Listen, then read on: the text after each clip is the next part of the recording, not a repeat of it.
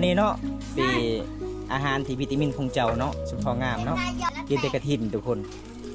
ปลาอย่างงามคือเซาเซอร์กินกระถินเด้อ มากแยกบานเจ้าเอิญนี่ เทน กันเท่น มาเมื่อนี้มังนัดของน้องเบิดแล้วทุกคนเลยยังเหลือแต่2หน่วยนึงว่าค่อยสิจงไว้ผ้าให้ค่อยเท่าก่อนจึงให้อายกินคือกันเนาะ จำหาผู้บ่าวเลยดูนี่นะ ขันมี จะได้ผัว ขันมี FC อายังมาหาไอ้ผ้าเขามาได้ มาหาโหลด ขันมาแล้วเจ้าว่าเจ้ามีผู้บ่าวแล้วเจ้าห้ามไปชอบใดไม่งูไปโตแล้วเขาเอาดันเขาจะเห็นผู้สาวงามแถวเขตชนบทให้มาเบิ่งตัวแรกช่วงกลางเว้นในช่วงลายเขาเฮ็ดเวียกเฮ็ดงานเขาบ่ค่อยแต่งตัวมาในรอบตอนแรกๆเนาะมาจัดอาบน้ำแล้วเรียบร้อยแต่งตัวแล้วทาผู้บ่าวมาลมช่วงนั้นก็คือช่วงที่ผู้สาวเขตชนบทงามที่สุด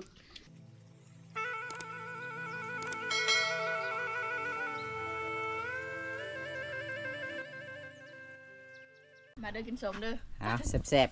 ๆปลา กินธรรมศาสตร์เลย กินง่ายเนาะ อันนี้คือเซาเซอร์ทุกคน ฉันเท่าเยอะ สับเจ้าแล้วโอ้ซื้อสับไม้บ่บ่ได้โทรหาเจ้านะเจอไอ้รุ้งนี่น่ะก็รูปเบิ่มตะเปิดเมื่อกี้ เอาอันนี้คือน้องสาวเพิ่นฮากามาแต่เฮ็ดงานทุกอีหยังเหือนๆไปเอาหยังอยู่เหือนน่ะ งามแล้วบ้านนี้มาเห็นอะไรก็งามแล้วสบายดี สบายดี เป็นยังเดี๋ยวนี้นะเพชรบ่ เออ กินยังกินชม เออ ให้บ่ บ่ เพราะว่าไอ้มามื้อนี้ก็ยังให้คือเก่า บ่ได้หายเลย บ่ได้ให้เลยเนาะ ให้ตอนให้ยังตอนนั้นนะ โอ้เฮาเว้าเกี่ยวกับผู้บ่าวนี่เพิ่นให้เด้อได้ แม่น ตัว เด้ เดี อ ยวบ่ น้องกินฮอดน้องสายเพิ่นไปเฮ็ดงานเอ่อ คิดว่าผู้บ่าวตัว มาดนเลยบ่น้อง โดนเลย จักมือเลย เดือนนึง เดือนหนึงแล้วโอ้ค่อยเห็นเจ้ามามื้อนี้งามเลย น่าใช้กว่าเก่าเนาะ เออแต่สองข้าง ใช้เครื่องรุ่นใด เวียดนาม เป็นน้ำ โอ้ไปเวียดตีเวียดเนาะงามกว่าเก่าบัดนี้ได้หลายบ่ได้มาทำงานเงินนะ โอ้บ่ได้หลายเบิดเลย ไปเฮ็ดหยังกันนะ ได้จักล้าน สี่ 4ล้าน จะอยู่ จะอยู่เดือนนึง ซื้อน้ โอ้ ำมา ซื้อ ปอก ข้าว มา ซื้อน้ำซื้อเป็น เดือนหนึง นัว ชี้ล้านเราจะเฮ็ดน่ะเดือนหนึงชี้ล้านมันบ่ รวมทั้งหมดได้4ล้าน เนาะ แม่ ยังสิไปอีกบ่ อืม มื้อใดสิไปอีก ยังโดนยังเข้าเวียก ให้ข้าวเวียดได้ผู้บ่าวโทษเลย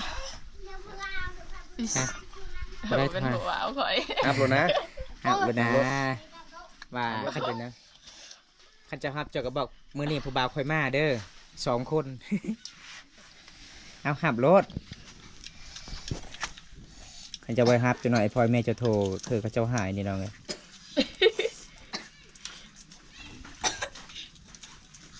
ชักลายบ่ บ่ก็ไม่ได้สั่งว่า ติดเอาอันนั้นแรกขอยสังเกตตลอดเลยเมื่อกี้นี้นะ ติดว่าเรียกว่ามันเห็นว่าเอากระทงเลยนะ บ่ สมมุติว่าใครมีคนอยากซักเจ้าก็ให้เขาซักบ่มาขอยสิซักให้ บัดจะเอาออกได้ใช่ไหมมันลึกเองมันบ่ แม่ โดนบ่มันยังงอกนะ ใส่สบู่แล้วก็ เออ จักก็เอาน้ำขนมเนี่ยว่าจักติดนะหรือว่าชื่อไล่กันเอามาติดข้างใน เอาน้ำขนม โอ้โห คันเจ้าแกะสมมติว่าเจ้าสิล้างบ่ออกเจ้าก็บอกเบาแกวอะไรให้มาล้างซอยเด้อบ่ยากเราล้างสบายเลยแล้วเอามะนาวบีบใส่แล้วก็ออกง่าย อะไร โอ้เราได้ มาถูก อ้าวเอ็นป่ะกำลังสเปกอันคือจังเถอะ เจอเนี้ยหอมเนี่ยได้นอนอยู่เด้อ หากะมาประมาณชั่วโมงนึงอยู่เห็นสลัดเห็นสลัดว่าเสาเสอะมาแล้ว มีFCหลายๆคนเป็นห่วงเจ้าเลยน้องเลยตอนอายไทยคลิปก็คือน้องให้ ขวัดสงสารน้องเด้น้องว่าบ่มีข้าวกินเนาะตอนนั้นเนาะแสดงว่าได้เงินเสียหลางก็มาซื้อข้าวโอ้ทุกคนเลยบางคนถามว่าสาวเสอะนี่คืองามแท้น้องสาวเพิ่นไปเสริมใส่มาคืองามแท้เจ้าว่าได้ไปเสริมบ่ งามเกินเนาะ แบบธรรมศาสตร์เลยเนาะ แม่ อ๋อทุกคนเลย พี่ซื้อมาแต่ใส่เงินนะบ่มีเงิน คันสิเสริมระดับ30 ล้านเนาะ แม่ โอ้ เอา กาบางคนถามว่าคอยก็เลยตอบว่าสาวเสอะบ่ได้ไปเสริมหยังงามแบบธรรมศาสตร์FC คนหนึงถามว่าน้องใส่หยังมากคืองามแท้ ฮะเจ้าใส่หยัง เพิ่ บ่ได้ใส่หยังงามธรรมชาติ งามเป็นธรรมชาติ แม่น เจ้าทาครีมยังก็บ่ได้ทาครีมบ่ แม่น โอ้เอาใบยังโตจะเอามื้อนั้นนะตัวสีแดงๆนะลากตึง จักใบยังทุกคนบำตาก็สิแปลบ่ได้ตัวมันขันพี่น้องจักใบยังเนาะเจ้าเคยล้างตัวนั้นแล้วก็สุเนาะ แม่น โอ้พอได้อยากงามคือสาวเซอร์ก็คือเอาชูของเพิ่นทุกคนเลยแต่ใบไม้ตัวนั้นก็คือต้องมาบ้านน้องเด้อทุกคนมีเด้อ ทางบ้านบอมตาบ่มีทุกคนเลยในหมู่บ้านเจ้าก็มีแต่เจ้าผู้เดียวเลยงามเลย บางคนงามคือกันแต่มันงามคนละแบบน้องเอ้ยบ่คือเจ้างามทุกสิ่งทุกอย่าง ตอนนั้นก็คือเจ้าไปเอามังนัดให้ข่อยกันใหญ่ๆทั้งนั้นโอ้ยกินแสบเลยทุกคนเลย เหมือนระบบมันนั่นบาดนี้ เบิดแล้ว มันแล้วเนาะ บางปัดก็เลย ตาหูระบบข้าวนั่น พนาปัดเงาปัดท ปูจะออกมาเลยนะปูจะมาเลยนะหูเลย โอ้แล้วเนาะมันนั่งก็เจอกันเนาะ แม่น แต่น้องก็บ่สนใจเลยมัน เรา ผ่าน เพิ่งมาหาเจ้าบอก บ่แม่นค่อยบ่ได้สนใจค่อยก็บ่กล้า บ่กล้าบ่ แม่น คันเรื่องมันผ่านมันผ่านไปเนาะ แม่น คันสิกลับคืนก็คือมันคือเก่าเนาะน้องก็คือสมมุติว่ามีคนมักเฮาก็ต้องหาผู้ใหม่เนาะ คันเอาคนเก่าใจมันก็คือเก่ากันน้องเอ้ยคือบ่าวตาคือกัน ำชิงช้า บ่าวตาตัวนี้ก็โสดอีหลี่เด้น้อง มีบ่ผู้สาว จะมักบ่ แม่ไม้แถวบ้านเจาะมีบ่ห้าอ้ายนี่เด้อ โอ้อายมีผู้สาวแล้ว มีแล้วอยู่ไสผู้สาวข่อยนะ ไปเห็น สาวหยังสาวเสื้อ อยากน้องสาวเพิ่นทุกคน มาบ่ได้จะมาท่วงบ่ บางอย่างจนน้ำมันขึ้นเลยเนี่ยบ่ เจ้าเถอะพวกเขาจะบ่ได้จะมาท่วงบ่ หลังจากเรามาแต่ออกจากแต่คงค้างก็คือ เราบ่ได้ไปหาเจ้าเลย จังไหน เลิกก็คือเลิกเนาะ4 ปีเนาะ จับเลยปิดฟ้าจะได้ขัดอยู่ตาตั้งเรื่อย เอ้าอย่าให้ได้น้องเลยเมื่อได้น้องเจ้าสีมาแต่นครหลวงเมืองจันทน์ ๆประมาณ มันก็เหมือน มันจากมือ ประมาณ2 2 มื้อ บ่แม่น 2 เดือน 2 เดือน3 เดือนอะไร เงินเดือนเราดีบ่น้องเราไปเฮ็ดงานทางพุ่นนะ ก็ดี ดีอยู่เนาะเราฝากเงินเลยบ่ให้พ่อยแม่ ยัง อย่างเลยเป็นแต่เงินเจ้าใส่ซื้อข้าวซื้อน้ำ เจ้าคือบ่ไปเวียงจ้ะ ก็อยากไปแต่ว่าบ่มีเงินสิไป ได้เงินแต่พุ่นมาแล้วก็เป็นเอาเป็นทุนก้อนนึงแล้วก็ไปเวียงมีงานอยู่บ่อยู่เวียงนะครับสมอนเราก็ไปเวียงเนาะ บ่มีงาน สมอนไปเวียงเนาะ ไปเลยเราก็สบายเลยวันเราเฮ็ดเวียกนะ เฮ็ดได้ เป็นแม่บ้าน เป็นแม่บ้านแล้วสบายบ่ เอาก็สบายแล้วบ่ได้หนัก มันเฮ็ดทุกอย่างได้ เฮ็ดทุกอย่างแต่บ่ได้หนัก เงินเดือนเราเท่าใดเนาะ 3 ล้าน2 ล้าน สมมติว่าคันเจ้าไปเป็นแม่บ้านนี่จะเฮ็ดได้ทุกอย่างได้บ่ โอ้โหแรกก็คอยเฮ็ดนั่นแหละ เอามันก็น้อยแหละ3 ล้านน่ะเจ้าไปเฮ็ดกว่าแล้วว่าเจ้าได้วันหนึงเท่าใดเจ้าเฮ็ดเป็นวันหนึ่ง ไปเดินกับ มันช่างเทนบ่เจ้าเฮ็ดตอนนั้น คอยเฮ็ดเมาส์หั่นน่ะ อืม ได้300,000 200,000นะเฮ็ดเป็นเมาส์เฮ็ดเป็นบ้านก็แซ่บนึง วันละแสนเนาะเออก็ไปเฮ็ดอีกไปอยู่ไกลนี่แล้วค่ารถก็บ่หลายเจ้าที่เขามาก็ได้ แต่คอยยังเสื้อยามต้น เสียยามมันต้น นี่ อันใดก็อยากได้เนาะเจ้าก็ไปรับจ้างแล้วก็ฟังเงินมาเสียยามมันต้นเอาวันหนึงเท่าไรอยู่บ้านเฮานี่ คือกัน คือกับเจ้ารับจ้างอยู่พุ่นเอาโอ้ย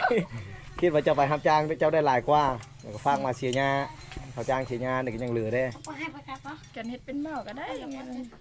เจ้าก็เมาแล้วเลย ก็เมื่อย เมาเมื่อชวนเขาน่ะกว้างบ่ชวนจักเฮกตาร์ โอ้โหเลยเนาะ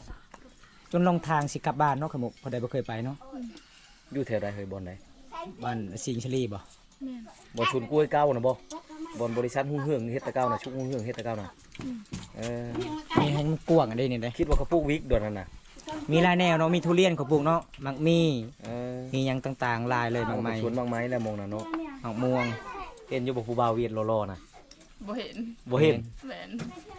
แต่ว่าค่อยเห็นเจ้าลงสตอรี่เจ้าถ่ายรูปนี่ผู้บ่าวหลายบนเจ้าพักเจ้าอยู่นะมีแต่ผู้ล่อๆค่อยเบิ่งคนเวียดนามบ่แถวนั้นน่ะหรือว่าคนชนเผ่าเฮาเอง เฉพาะเราเพิ่งนั่นแหละเวียดนามก็บ่ได้ลา แต่ไปก็ตั้งดินรนเนาะไปเห็น มีอยู่ งาน ผู้ หา ถือ เงิน ใจเจ้า ไม่ได้ อยู่หันมีอยู่บ่ผู้ถือใจ เดี๋ยว แบบบ่ล่ออะไรผู้นี้น่ะล่อจับใจขนาด เห็นอยู่บ่ บ่เห็น บ่เห็นเนาะ แม่น ท่านเห็นนี่บ่ยอมมาแล้วเนาะ อืมกูอยากกัน อีหยัง ว่าอะไรเนาะ มีผู้บ่าวแล้วเจ้าเนี่ยเจ้ายิ้มตลอดกับข่อยมื้อนี้นะเวลาไอายมาเจ้ามีอารมณ์ดีตลอดเลยได้คือมื้อนั้นไอายมาตอนนั้นกับบ่าวบองเจ้าก็สิให้ไอายเอ้ยข่อยบ่มีข้าวกินตอนมื้อนั้น อาการลมดีเลย เขากินเมิดบ่ เมื่อนั้นเพิ่นตำมักตองให้กินเนี่ยแซ่บทุกคนเลยเก่งเลยฝีมือสาวเสิร์ฟนี่เฮ็ดกินพี่น้องสุดยอดคันฝีมือบำตานี่คิมเกลือ โอ้ข่อยก็คือกันนั่นแหละ อีพ่อแม่ก็เอาให้มัดบ่มื้อนี้ มีแต่พ่อไป อ่า ร้องไห้ อีแม่ได้อยู่เฮือน ไอเมย์ไปเค้ก อ่าไปเอาหยังไปคอไก่บ่ บ่แม่นไปเบิ่งจิตป่วยให้พี่น้อง พี่น้องพี่น้องบ่สบาย แม่ ก็เลยไปยังไปยามเนาะแสดงว่าเจ้ามื้อนี้เผาเฮือน เป็นรปภยามเฮือนเนาะ แม่ เราบ่พอจะขึ้นเทือนเลยนะ เป็นพ่อรปภนะ เอาเดี๋ยวคนมาเยี่ยมมายามน้องสาวเพื่อนหาเป็นงานน้องกะเป็นนาอีต้นแน่ทุกคน เป็นคนที่เสาหลักของครอบครัวหาเงินหาคำเลี้ยงอีพ่ออีเมแล้วก็น้องชายยังน้อยๆไปหอดเวียงจันทน์เสยเนาะจักปีน้องเจ้านะ มัน14หั่นแหละ 14 ปี เราไปเฮ็ดงานยังไง สมแพงรถ แต่งรถใหญ่บ่โอ้ เราไปเห็นจุบชมแปลงบ่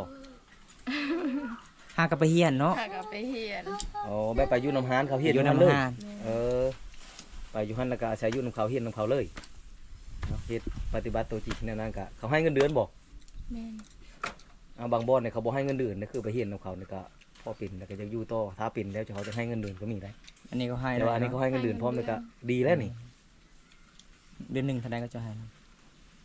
ฮอด2ล้าน3ล้าน2ล้าน2 2,500,000 2ล้าน ประมาณ 5 ห้า เออ บ่อนอยู่บ่อนเช่า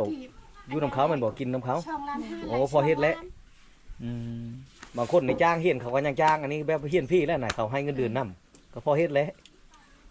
สมมุติชุดว่าคันเขาสิจ้างเจ้าไปสมแปลงรถเดือนหนึงสิล้านเจ้าไปบ่ ไปแล้วก่อนบ่ฮู้ บ่ฮู้ เขาเป็นได้ผู้หญิงก็หลาย โอ้ คนเขาเป็นเขาเฮ็ดได้หลาย ก็ยันน่ะบ่เอา ขันใจมากนะ ยังเขาบ่เอาบ่ผู้หญิงเขาเอาหมดคันเจ้าเฮียนฮู้นะวิธี เจ้ามาก วิธีเจ้าเขาเจ้าสอนเจ้าต้องพัง ก็คือเจ้าเว้าแหละคันเป็นแม่บ้านขอยเฮ็ดได้ทุกอย่างเจะไปพุ่นเจ้าเฮ็ดได้ทุกอย่างเลย คันมาทางอายนี่อายเฮ็ดบ่ได้ทุกอย่างนี่น้องเอ้ย พาเฮ็ดให้อย่างเดียว เออ เจ้ามีหน้าได้เนาะ นี่นะ แล้วเราบ่ดำหน้าน่ะ ยัง ยังบ่แล้วอยู่ ยังบ่ได้ดำเลย ยังบ่ได้ดำอยู่ เดือนใดอีกสิดำ บ่ฮู้เลยกายยังน้อย ได้ยังน้อยอยู่เฮ็ดหน้าล่าแถวนี้เนาะ อากะบ้านกา เจ้ากุ๊กเราก็ว่าเดือนเก้าพุ่นสิดำหน้า บ่มีน้ำบ่บ่มีน้ำบ้านเฮาโอ้ ๆพี่กี้น่ะบ่มีน้ำบ่มีคน เออ เท่าไหร่ก็เทนเกรียม ฝนน้อยเลยทีนี้ได้ อาจารย์เท่นเอ้าบำตาสิให้น้องมันเท่นก่อนทุกคน ไอ้อันคือกระเกะ ตัวนี้ แบ บ่ งมะกะทิน แม่น กินมะกะทิน เอ้า มีกินปากได้น่ะ เอ้าเพิ่นว่าจะกินมะกะทินให้น้องเพิ่นสาวก่อน เถอะกินมะกะทินมีกินปากได้ล่ะ อย่ามัน เวลาผู้บ่าวโทรมานี่ได้มีกินปากกันทีแล้ว เจ้าญาติกินเซลเลย มันบ่ฮอดแล้วเนาะ ไอ้อันก็คือกระอยู่ ไปละ ว้าวอันใดก็ฮอดเลยโทรว่าสิคือสิมีกินปากนอกจากนั่งไกลกัน นะกินอิ่มๆโลดโอ้อันนี้เนาะปีอาหารที่วิตามินของเจ้าเนาะสมพองามเนาะ นายยาวไปแล้ว กินแต่กระถินทุกคนปลาอย่างงามคือสาวเสิร์ฟก็กินกระถินเด้อ มาแย่งบ้านเจ้าเอิญนี่ มันเทน กันเทนแต่สิโปนยืนได้เขาเอิญได้ เยิน เยินจ่าเยินเขาเอา บางข่อยกับกระเทน เออบ างข่อยกระเทนบางข่อย เทน บางเจ้าอันเทน เทน อันเทนกับกระเทนมันต่างสื่อเลยทุกคน มันจังเหรอ ข่อยกระทุนบ่บ้านเจ้า กระทุนบ่โอ้กระทุนยิงนกบ่ เอ้ยบ่แต่มึงสิโป้นี่แหละกระทุนคนนั้นในบ้านได้คนนั้นนะผู้สาวนะ เจ้าต้องเอามั่งอ่อนๆมา เออ ค่อยหูจะไข่ตำหูจะไข่แล้วก็ตำน้องไม้ชมกินครับ ลังอยู่แล้วบุกลังจำมันบุกลัง กินมะกระถินแก่น่ะกินหลายเจ็บหูจะบ่เจ็บบ่ ไม่เจ็บเนาะของเฮามากเด้ บำรุงร่างกาย นอนมาแรงมาให้เจ็บหัวนะฉันจะย่างแห้งชื้อเอาแถวในเมืองมีเขาขายเขาแกะแล้วเรียบร้อยเขาขายเป็นธงยาง เดี๋ยวเลย แต่ในเมืองเชียโปนก็มีเห็นบอกเขามักชื้อไปใส่ตำมะฮุ่งเลย ดูละลายกัน กินแล้วเอฟซีเลยเนาะกินผู้เดียวเลย เห็นว่าของแสบแล้วกินผู้เดียวเลยเพิ่นว่าถ้าเอิ้น FC จนน่ะ FC กินเบิดโอ้ยพี่น้องเอ้ยบ่ได้ก็อยากกินนํกันกับสาวเสือเด้อพี่น้องแต่เสียดายมาเมื่อนี้มักนัดของน้องเบิดแล้วทุกคนเด้ยังเหลือแต่2หน่วยนึงว่าค่อยสิจองไว้ให้พ่อให้แม่เด้ออ้ายเอ้ยกินบ่ได้แหละ ถ้าให้ค่อยเท่าก่อนจึงให้อ้ายกินคือกันเนาะ เอาไปจะคอมต่อไป ไอ้ยังคอมต่อจะบอกนะ เลยเรียงกูบอกไม่ต้องเรียงกูบอก เพิ่นว่าอยากเบิ่งตัวจริงเด้ เบื้องหน้าจังหอกอยากบอกงามแล้ว โอ้ยพี่น้องเอ้ย งามแล้ว ก็เสือกูจะ เพิ่นว่าอยากเบิ่งในกล้องอีกเด้ ผมมั่นใจบอกเดี๋ยวแต่งตัวอะไรกินนี่นะขึ้นเถื่อนมันขึ้นแต่งตัวแล้วบอก บ่ เปิดกล้องหน้าให้เราเบิ้งเปิดจอน้อยนะเราจะเบิ้งนะตามหา แมน ยังไงอยู่บอก แมนจำหาผู้บ่าวเลยเดี๋ยวนี้นะ ขันมี จะได้ผัว ขันมี FCI ยังมาหาไอ้ผ้าเขามาได้ มาหาโหลด ขันมาเลยเจ้าว่าเจ้ามีผู้บ่าวเลยเจ้าห้ามไปชอบได้ไม่งูไปโตแล้วเขาเอาได้กินงูเจ้าตัวนึงละล้าแล้วได้ เวลาก่อนบ่มีหัวเลย ผมมีก็เจ้าต้องหาชื้อมาใช่พอเจ้าเป็นโทษแล้ว น่ารักเลยเดินกันกูยอมรับ เอาเจ้าว่าเจ้าจะเห็น เพิ่นว่าอยากเห็นภาพตัวเองทุกคนนี่ ทางนี้ต้องนั่งอะไรใส่ สาวๆตลกเองมาครับนี่เด้จะเบิ่งแฮงบ่ถ้าจะเบิ่งแฮงก็เข้าไปเบิ่งในซองอายก็คือเจ้าเป็นคนงามอีหยังมันก็งามแหละน้องเอ้ยค่อยเบิ่งนะค่อยมื้อนี้อยู่ใกล้กับเจ้าค่อยสิอดบ่ได้แล้วพี่น้องงามแท้เด้ ขัด FC เบิ่งโอ้เขาว่าสาวเซอะคือหน้าฮักหน้าแพงแท้พี่น้องงามแบบธรรมชาติเด้อทุกคนนี่น้องบ่ได้ทากระแปรงอีหยังต่างๆเด้เป็นตั้งแต่เกิดเนาะก็คือเจ้ากับอีเมเจ้ามันต่างเลยน้องเอ้ย นั่นเลย ข่อยบ่เชื่อว่าลูกอีเมเจ้าได้เจ้านี่มันลูกผู้อื่นเลยข่อยเจ้านะข่อยเชื่อเจ้านะแม่นบ่ บูฮู้เลย บ่ฮู้บ่ บ่แม่นนี่พ่อแม่เจ้าเฮือนหลังนี้บ่บ่แม่นฮะ นอกดังไม่ เนาก็ดัง เพิ่นว่าบ่ฮู้เลยพ่อแม่ข่อยมีแต่ผู้เดียวนี่เออน อกดังเยอะเข้าไปเกะ เพิ่นว่าพ่ พ่ อ อ แม่ แม่ใกล้บ่งามแต่น้อยเรางามแล้วนะซ้ำนี่นะนี่ยังซ้ำนี้เลยทุกคนข้าจะเห็นผู้สาวงามแถวเขตชนบทให้มาเบิ่งตอนแรกช่วงกลางเว้นในช่วงลายเขาเฮ็ดเวียกเฮ็ดงานเขาบ่ค่อยแต่งตัวปานใดดอกตอนแรกๆเนาะ มา จาก 7:00น อาบน้ำแล้วเรียบร้อยแต่งตัวและทาผู้บ่าวมาล่มช่วงนั้นก็คือช่วงที่ผู้สาวเขตชนบทงามที่สุดตอนแรกๆมาเบิ่งรถชุดยอดแล้วอยู่หั่นแหละมาเห็นช่วงกลางเว้นนี้ถือว่าเขาแต่งตัวธรรมดาบางคนบ่แต่งหน้าแต่งตาเลยนุ่งเครื่องช่อง3ชั้นอีกได้ ก็จังนึกจะเอาเรื่องกูจะเอา ในไรเห็นผู้เจ้าเลย ต่อ โอ้ ทาง งามแล้วชำนี่นะ ยังเห็นตัวเองเลยว่านะ มาเปิดให้เบิ่งแล้วว่าอายผู้เจ้าอีกอายให้หยังจะเป็นคนดังดังไฟหนึ่งเข้าดังไฟหนึ่งเข้าแต่เจ้าบ่ดังไฟหนึ่งเข้าเจ้าบ่ได้กินนอกเขานะ